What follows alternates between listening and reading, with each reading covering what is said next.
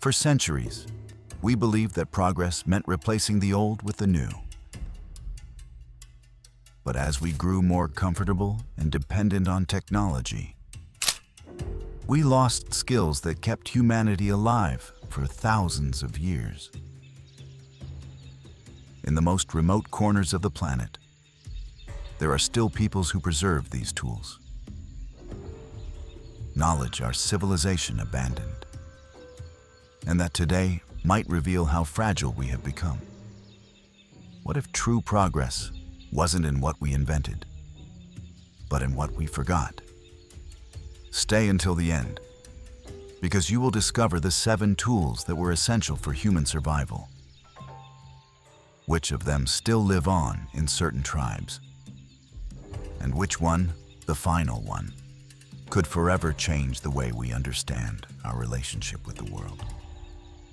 Before we begin this journey, if it awakens the same fascination in you as it does in us, you can subscribe to Chronoplanet so you don't miss what comes next. The journey starts now, and what you are about to see is only the first doorway into a world we believed extinct. We open that doorway in East Africa, where the land still preserves the language we once forgot. One, the tool of those who read the earth. Look at this place, in the heart of the Rift Valley, where the ground opens like an ancient scar and the plains breathe under a sun that reveals even the invisible, stretches a world that very few outsiders have ever managed to understand. Here, nothing is accidental, even the unseen leaf signs. There, among twisted acacias and grasslands that change color with the light, lives a people who never lost their connection to this environment. One of the last hunter-gatherer groups on the planet.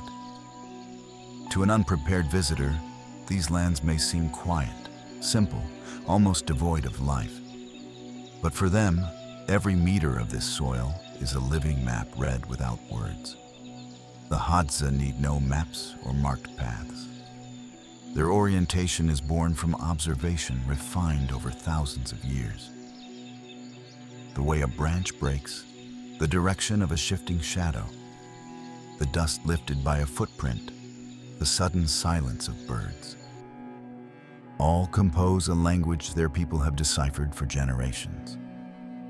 In their culture, reading the environment is not an additional skill. It is pure survival. They do not consult clocks or seasons. They interpret the movement of clouds, the scent of moist earth, the coolness of a wind that announces nearby animals. Signs that would go unnoticed by us. They number no more than 1,500 members, yet they master their territory with the precision of those who never lost their bond with it. They know where honeybees nest, which shrubs bear the sweetest berries, which trees store edible roots when drought tightens, and in which direction wildlife scatters when the wind shifts. Imagine walking beside them at dawn. The air still holds the night's coolness, dew clings to the grass, and the horizon slowly stains itself with a soft orange glow. Suddenly, one of them stops. He does not speak. He does not point. He simply fixes his gaze on a mark you would never recognize. To you, it is nothing. To them, it is a thread leading to food. They move forward following that invisible trail, a twist in the soil, a freshly bent stem, a subtle depression in the ground. Clues only they can interpret. And when they finally stop, the bow is already drawn, the arrow steady, and you understand, perhaps for the first time, that you are standing before a knowledge no modern manual can contain. This people has resisted colonization, agricultural pressures, and projects that sought to reshape their land. But they never yielded. Mastering such a tool, reading nature with every sense, moving without breaking its balance, is what has allowed their culture to survive. At what moment did we stop listening to nature, to listen only to our own noise? Because if interpreting the earth seems astonishing, what comes next not only challenges nature, it shapes it. A skill capable of turning fire into a guide, a shelter, and a weapon. And that is where the journey takes us next. To the Kalahari Desert, where fire is not warmth. It is a living tool. 2. The tool of fire that guides the desert. Imagine yourself here for a moment. In the golden vastness of the Kalahari, where the horizon vibrates under the heat and the wind carries stories that vanish among the dunes. In this immense desert live the Sun, a community unafraid of the land, because they learn to understand the language through which the desert speaks. These people, one of the oldest in human history, command a tool that transformed our history. Yet we have reduced it to a simple switch: fire. For them it is neither a spark nor an object. It is compass, refuge, medicine, and strategy. They know the exact sound a coal must make to know whether it will endure the night, the direction smoke must travel to guide prey, and the precise intensity of heat needed to renew vegetation without destroying it. For generations, they have ignited flames with 2 simple sticks. One of Commiphora, a resinous wood capable of burning even under harsh conditions, rotated between their hands with a precision that seems inherited from the desert itself. It is not merely a technique. It is a conversation with nature. But their true mastery does not lie in creating fire, but in moving it. In the Kalahari, where nights bite and predators wait in silence, fire travels with them. It does not remain still. It shifts, adapts, changes shape. It serves to scare off lions, guide gazelles toward hunting areas, and regenerate grasslands through controlled burns that modern science is only beginning to understand. Stand beside them as night falls. The sky unfurls like an ocean of stars. The sand still breathes the day's heat. What would you feel if the only light was a flame you yourself must keep alive? The silence that follows is so deep, it seems to have a life of its own. Then, one of them bends down, touches the ground with his fingertips, and blows on a coal that awakens as if breathing. Within seconds, a flame rises, gentle, obedient, alive. And you understand they never feared it because they never separated from it. For decades, this community has faced mining pressures, forced displacement, and restrictions that threaten their land. Even so, their bond with fire remains intact. Their guide, their protection, their teacher. A tool our civilization turned into danger, but which here remains pure knowledge. And if these flames seem astonishing, do not look away. For now you will discover what happens when the earth itself becomes architecture, and a people uses living roots to build homes that grow, breathe, and adapt, as if they possessed their own will. Now we leap toward the mountains of Western India, in the region of the Western Ghats, where ancestral architecture continues to defy modernity. 3. The tool of houses that breathe. On the monsoon-soaked slopes of Western India, where the rain falls like a continuous curtain over rice fields, and the mist slides between the trees at dawn, there are villages that do not seem built, but grown. There live the Warli, a people whose architecture is not born from concrete or steel, but from the earth itself. For them, a house is not a wall that separates human beings from their surroundings. It is a living organism that adapts, breathes, and walks alongside them. While our cities erect rigid structures that require electricity to be heated or cooled, the Warli keep alive an ancestral tool that our civilization abandoned, building in harmony with the climate, not against it. Their homes are raised in a matter of hours using mud, bamboo, wood, and dung mixed with ash. There are no written manuals. The technique is learned by watching, remembering, and imitating. Every gesture is inherited. The result is extraordinary. Notice how their walls preserve coolness even in the height of summer, how the roofs divert the seasonal monsoon rains, and how the interior maintains a stable temperature without a single electric device. Stand beneath the roof of this house at the entrance, watching how the monsoon darkens the horizon. Outside, the rain strikes without rest, dims the paths and erases the line of the horizon. Inside, by contrast, the air is mild. Light filters gently through the gaps in the bamboo, and the scent of damp earth creates a stillness that is hard to describe. Nothing creaks, nothing trembles. The house breathes with you.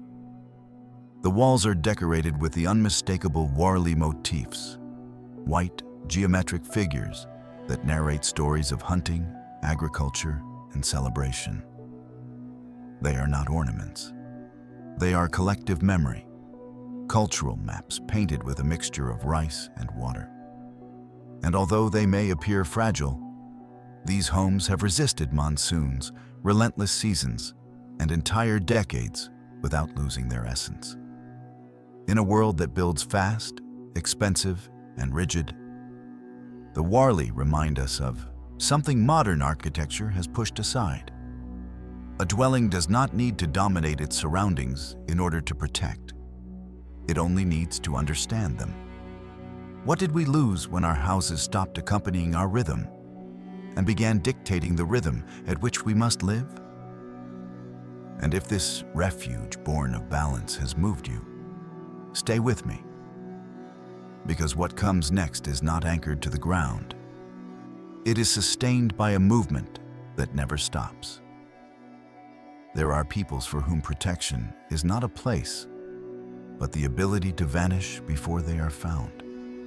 Welcome to the heart of the Amazon, where an entire group has turned displacement into its only form of permanence. 4. The tool of those who disappear before danger. There, where the forest becomes so dense that light barely reaches the ground, stretches a territory that appears in neither tourist routes nor precise maps. A place where paths fade within days, markings dissolve in the rain, and the forest closes in as if hiding something it does not wish to reveal. That something are the Kawahivi, one of the most threatened and hardest to track peoples on the planet. Here, staying still is not a choice. It is a risk. And their greatest tool is not a weapon or an object. It is the ability to disappear before danger arrives.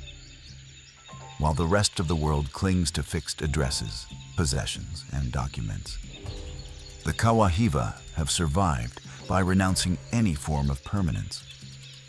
They leave everything behind.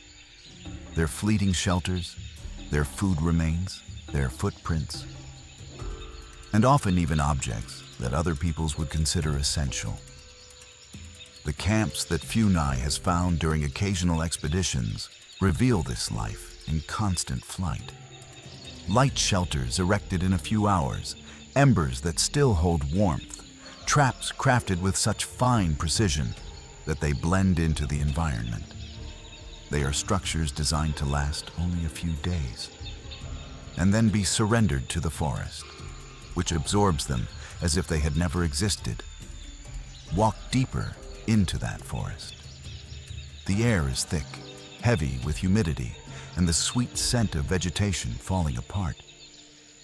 There are no engines, no voices, only the insistent pulse of life. Then, something breaks the continuity of the landscape. A bent branch, a clean cut in a trunk, a basket forgotten in the shade of a tree. Minimal indicators that someone has been there, and signals the forest will erase in a matter of hours. Moving without leaving a trace is not a romantic tradition or a cultural flourish. It is a response forced by decades of threats. Loggers, land grabbers, and gold seekers have pushed into their territory time and again, forcing them to flee before they are detected. Even simple contact with outsiders could transmit diseases capable of wiping them out. That is why they move on before the noise arrives, before the smoke appears, before others start searching for them. The tool they master, voluntary invisibility, is something our society no longer understands. We live surrounded by permanent locations, histories, digital signals that make us visible at every moment. For them, by contrast, to disappear is to survive. At what point did we forget that sometimes the only way to overcome risk is to move away from it before it reaches us? And if you have come this far, it is because you are among those who do not look away. If this journey is gripping you, you can subscribe now to keep exploring together stories that almost no one dares to tell. And if this strategy seems extreme to you, prepare to confront an even more unexpected terrain, something you cannot see or hold, yet it influences every organ, every line of defense, every decision of the human body. A silent tool that our civilization has unknowingly weakened, and that remains intact in some of the most isolated territories on the planet. Now we descend into an even more hidden realm, where the small forms of life rule over the large ones, and ancestral microbiota preserve secrets that modern science is only beginning to understand. 5. The tool of the body that remembers. In the corners of the world where modernity has barely left a trace, there exists a silent, invisible, yet decisive tool. It cannot be held in the hands, shaped, or carved. It lives inside every human being.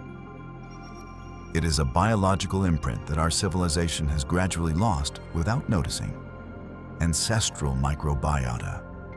While the industrialized world surrounds itself with disinfectants, antibiotics, ultra-processed foods, and filtered air, there are peoples whose intimate bond with their environment has preserved a microbial diversity that modern science is still trying to decipher. One of the most remarkable examples is found in Tanzania. The Hadza, one of the last hunter-gatherer groups on the planet, possess a microbiota that changes with the seasons. Studies published in leading scientific journals have documented how their gut flora adjusts when they hunt, when they gather tubers, or when they consume honey. It is as if their bodies maintained a direct dialogue with the land, a metabolic flexibility that, in the urban world, has practically disappeared.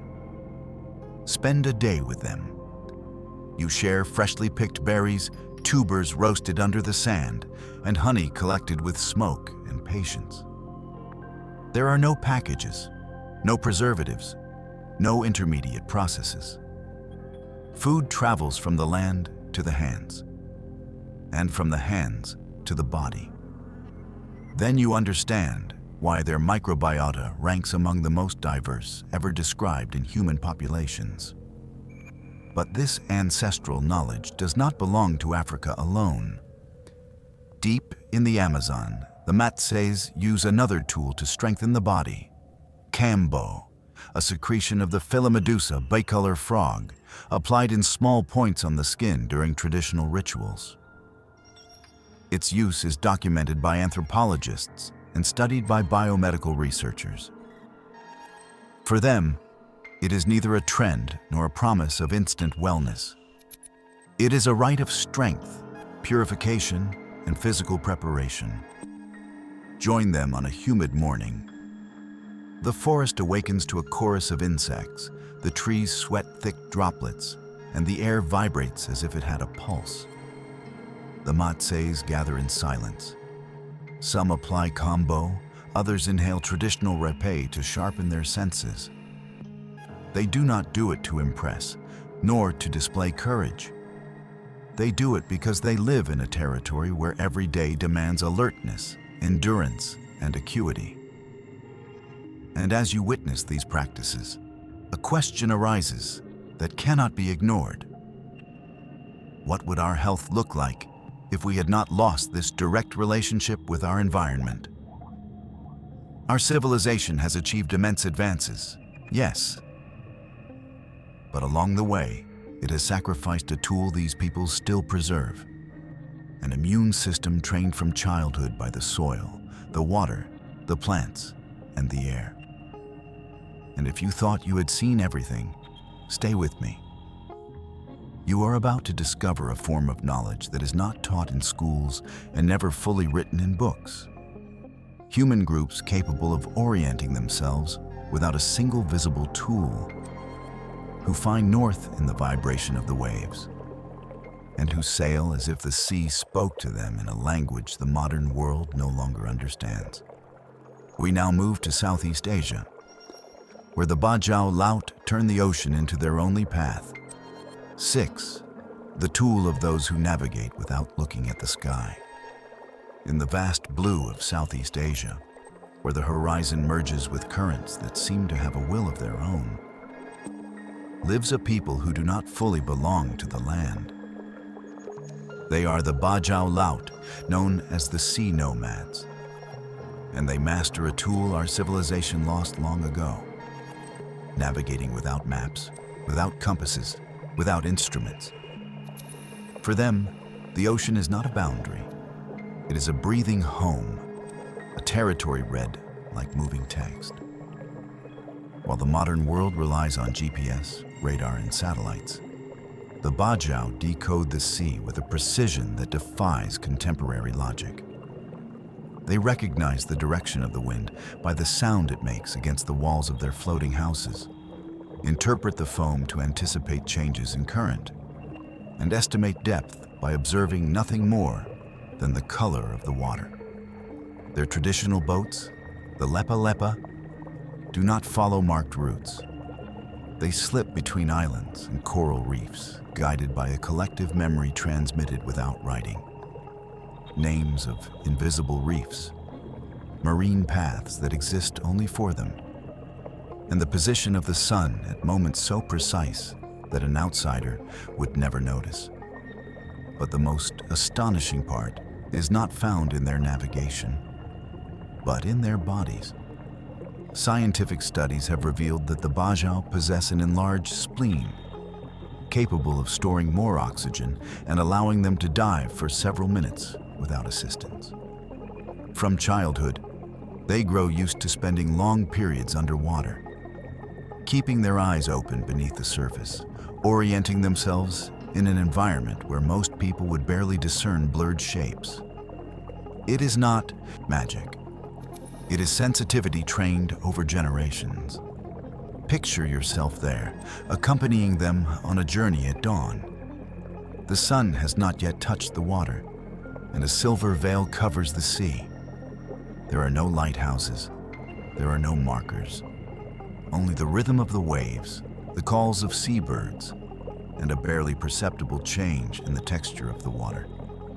You would see nothing. They see everything. One Bajau points in a direction and everyone rows without hesitation, as if following a secret path traced by the ocean itself.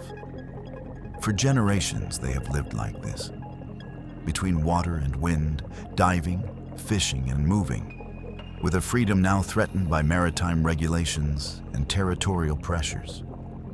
Their ancestral tool is not an object. It is sensitivity, intuition, inherited memory. A way of listening to the sea that our civilization has forgotten. At what point did we stop feeling the world and start living disconnected from it? And if orienting ourselves without instruments already seems impossible, wait a moment. the essential is about to be revealed. Because the final tool of this journey cannot be held in the hands, cannot be transmitted with a single gesture, and does not depend on the environment. It is a tool that exists only when an entire community decides to come together. A tool capable of sustaining life in one of the most hostile places on the planet. And when you discover it, you will understand the thread that connects all the others. 7. The tool of those who survive together on the edge of the world. In the far northern reaches of the planet, where night can last for months and silence weighs heavier than the wind, there is a land that does not forgive mistakes. A place where cold is not a sensation. It is a constant presence. An adversary that forces every living being to make a brutal choice, adapt or disappear. Here live the Inuit, a people who have turned one of the most hostile environments on Earth into a home.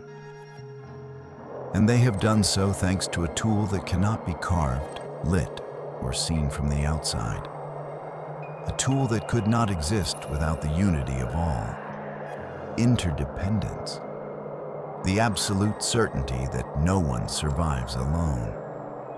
While the modern world glorifies self-sufficiency, comfort, and individuality, they preserve a truth our civilization has forgotten. In the Arctic, only those who live for others stay alive. Their igloos, masterpieces of traditional engineering, can raise the interior temperature to surprisingly comfortable levels thanks to body heat and small sources of warmth, such as oil lamps. But none of them is built alone. Each block of snow passes from hand to hand. Each curve is shaped by several people. Each crack is fixed with a precise pressure that only collective experience can teach. Hunting is also collaboration. In a land where a simple slip can be fatal, one hunter watches the horizon, another listens to the cracking ice, another memorizes the way back.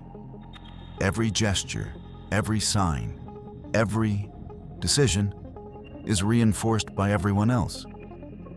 Imagine your steps beside theirs, under a polar sky that seems endless. The wind cuts your skin as if carrying tiny shards of glass. The ground is a white mosaic, hiding lethal dangers. And yet, the silence does not intimidate. It calms you, because you are not alone. One Inuit taps the ice with his pole and signals an almost imperceptible detour. A hollow sound beneath your feet tells you why. That detour might have saved your life. Their knowledge is not written in books. It is passed down through observation, practice, and collective memory. How the ice changes when salinity shifts, how the snow smells before a storm, how a seal moves beneath the surface when the ice is close to breaking. All of this is part of the tool the modern world has unknowingly weakened: community survival. And while the Arctic melts for reasons they did not cause, their wisdom not only endures, it becomes urgent. The Inuit remind us that the human species did not thrive through competition, but through cooperation. And you? At what moment did you begin to believe we could survive without one another? Because if these 7 tools reveal anything, it is that we were never meant to walk alone. And if you believed they were relics of the past, what you have just witnessed proves the opposite. They are chapters of our own history, knowledge that shaped who we were, and warnings of what we may lose forever if we stop listening. After crossing jungles that whisper, deserts that pulse like ancient forges, oceans without borders, and ice that breathes beneath our feet, a truth emerges that is impossible to ignore. these 7 tools are neither relics nor remnants of an idealized past. They are reflections of a wisdom that has survived where modernity has not yet broken the balance. These peoples remind us that nature still speaks, that the body keeps an ancestral memory, and that life flourishes only when we know how to listen to the world that sustains us. And from soil to ice, they all show the same truth. No tool works without connection, cooperation, and balance. None of this is nostalgia. It is a question, a call, a mirror. What have we lost by distancing ourselves so far from what made us human? It is not about returning to the past, but about recognizing which fragments of our ancestral memory still shine brightly enough to guide us in the present before they disappear forever. Now that you have seen these 7 tools in action, tell me, which one do you believe our civilization needs most urgently? And which one surprised you the most? Share your reflection with the community. We want to read you, because your words are not just a comment. They are part of the path we are building together on this journey. Thank you for staying with us until the very last minute. If you made it this far, let us know. Leave the keyword memory in the comments.